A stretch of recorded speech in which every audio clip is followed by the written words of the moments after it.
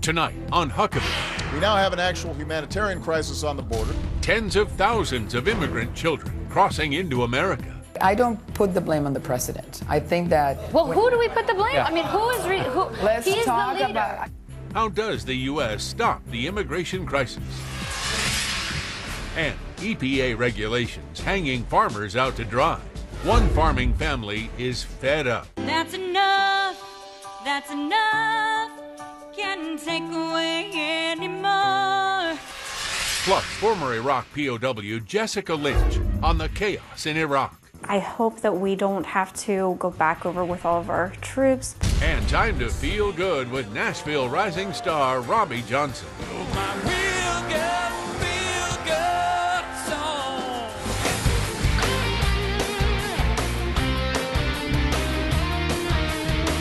Ladies and gentlemen, Governor Mike Huckabee.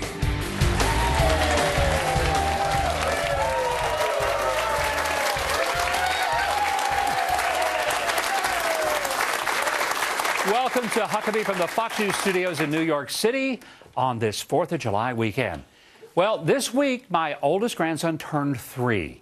But the birthday that most Americans were celebrating was on the 4th of July, America's 238th birthday. At the rate we're going, my grandson might outlive the United States. We're in trouble, and we seem to have forgotten how we became a nation.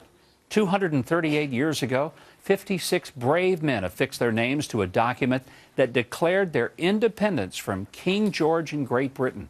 They were tired of the tyranny of taxes that were extracted from them without being represented for their tribute. They wanted for their children real liberty, the ability to own land, make their own future, and not be limited in their hopes by their last name, how much land their father owned, what he did for a living, or who he was related to. They both declared their independence from an overreaching government, but declared their dependence on God and openly acknowledged him as the giver of life, liberty, and the pursuit of happiness. They were shopkeepers and farmers and teachers, even preachers, who took the muskets off their mantles, weapons that were better suited for hunting rabbits than standing against the best equipped, best financed, best trained, and even best dressed army in the world at that time. They knew that if their experiment with a government of the people, for the people, and by the people should fail, they wouldn't pay with just higher taxes and loss of land, but with their blood and the blood of their children and the loss of their very lives. We've created a holiday on this holy day in which our forefathers gave us a gift far more important than a trust fund. They gave us the right to determine our own future, to be considered equal to all and inferior to none.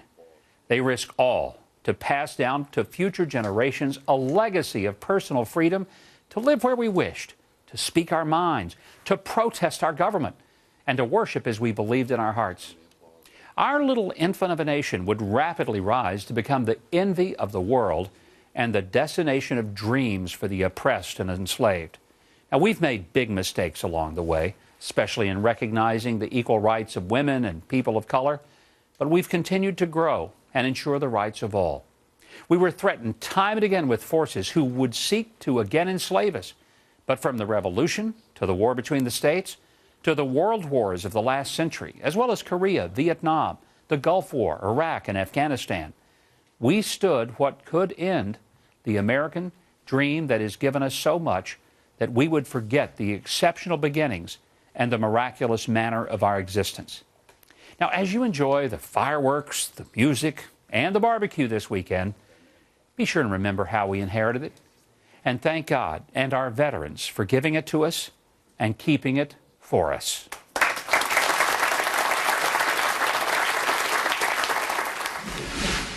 We now have an actual humanitarian crisis on the border that only underscores the need to drop the politics and fix our immigration system once and for all. In recent weeks, we've seen a surge of unaccompanied children arrive at the border, brought here and to other countries by smugglers and traffickers. The immigration crisis on our southern border is starting to reach critical levels as droves of children from Central America are crossing over into the United States under the premise that they're going to be allowed to stay. According to government projections, between 60 and 90,000 are going to cross into America this year alone. The rush is causing major problems for Customs and Border Protection agencies, which just don't have the capacity to house the influx of kids. According to reports, many Border Patrol agents are spending their work, they're buying groceries and doing laundry instead of patrolling the border. The crisis is sparking some political debate in Washington, but it's also causing a difference of opinion within the Latino community across the U.S. Some immigration advocates are sympathizing with illegals, while others, whose ancestors are themselves perhaps arrived here legally, say that if they had to take the legal route, others should too. Joining me now with both points of view, national spokesperson for the Libre Initiative, Rachel Campos Duffy, and Fuentes Strategies Managing Partner, Janice Fuentes. So, Rachel, Janice, good to have both of you here. Rachel, let me start with you. We've seen this pretty amazing influx of children. These are not adults coming. These are kids whose parents are basically just sort of tossing them over the fence and saying, good luck, hope you make it. Does this hurt those who came here legally, who stood in line, paid the price, spent years preparing to make it as Americans? Well, I mean, the president talks a lot about fairness, and I do think that some of the most ardent voices for people following the rule of law and doing it properly and getting in line are people who are immigrants who did it the legal way. My mother is one of them. But I just want to say that there was a growing consensus here to deal with the dreamers that were here already.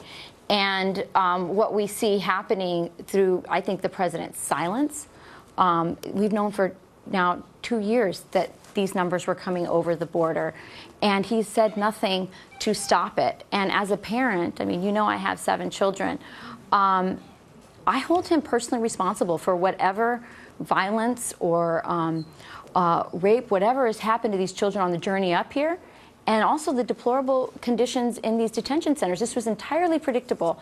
And through his silence, he has incentivized over the last 2 years this increasing number of children coming up here unaccompanied. He's responsible for it.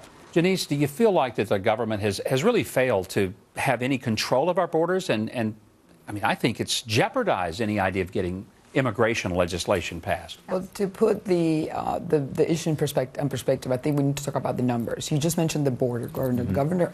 The border gets $17 billion in help. So I think if we use some of that money to basically put the coyotes out of business and pass immigration reform and let's talk about the kids. And I love you to death. You have 7 children. That's admirable. She's a brave woman.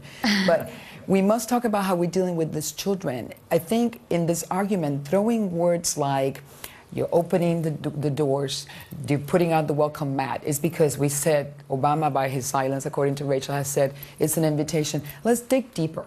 Let's hear what the kids are saying when they're being interviewed. If you talk to the immigrant refugee staff who interviews the people, the kids, not one child of thousands interviewed has said, well, because I heard they were getting everybody in for free, and once I got in, I was able to stay. Not one has said that. Let's also go further. When we got close to passing immigration reform... What are they saying? Because I'd heard that they had been coached, they'd been told what to say. They're saying they're fleeing the dangers in Central America. Let's look at the countries.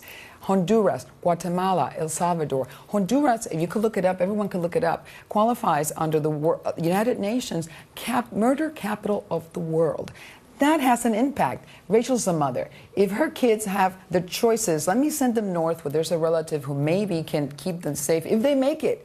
Or they're about to get killed in a moment. But shouldn't that relative meet them at the border and say, I'll take care of them, not just leave them for the border agents to change their diapers? We have to put the coyotes out of business.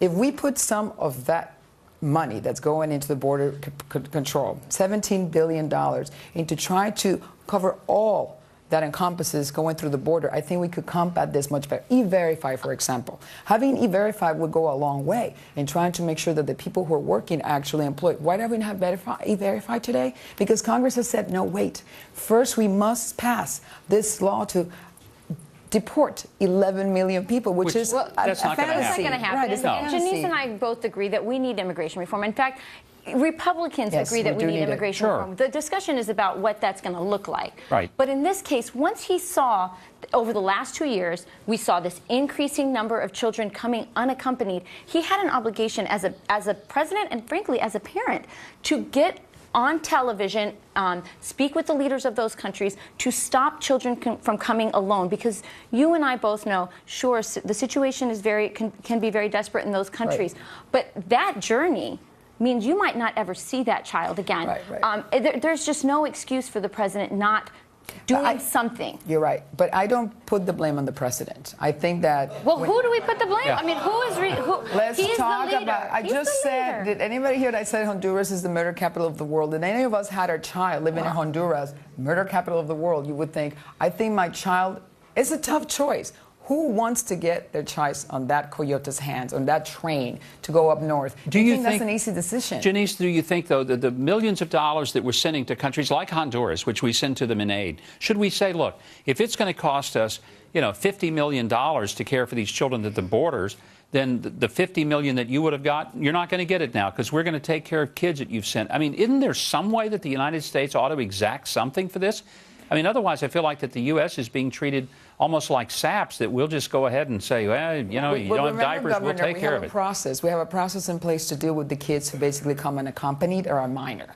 They go into detention, then there's a process to try to find who their parents are, deport them back, depending on where they're from, figure it out, come before a judge. And we need to think clearly and thoughtfully about how we deal with these kids, because they don't have the same rights that any of us have if we don't have money to get an attorney to represent us. Rachel, I want to get you in before the end. Do you think this is pretty much killing the idea that there's going to be any legislation? I think that's the bottom line. And I think that we all, like I said, we all agree there needs to be immigration reform. The distrust that has been caused, not just by this chaos and dysfunction at the border, but also the idea that our president thinks he can act unilaterally, that he feels he has no need to compromise. There is a middle ground here, and as long as the president, who's the leader, stays in his corner and doesn't engage the other side to come to the middle and find a consensus for this problem, we're going to continue to see this kind of stuff, and it's unacceptable. And children, the lives of children are at stake. And I think that's something we all agree is unacceptable, to let the children be caught in the middle. Janice, Rachel, thank you both. Great to talk to you. And we didn't get the problem solved, but then neither did Washington. So we'll keep working on it. I'm not sure they will. Thank you both for coming today. Thank you, Governor. Well, she's one of the most recognizable soldiers from the war in Iraq. How does she feel about the current insurgency by terror groups in the country in which she was held captive? Former POW Jessica Lynch is next.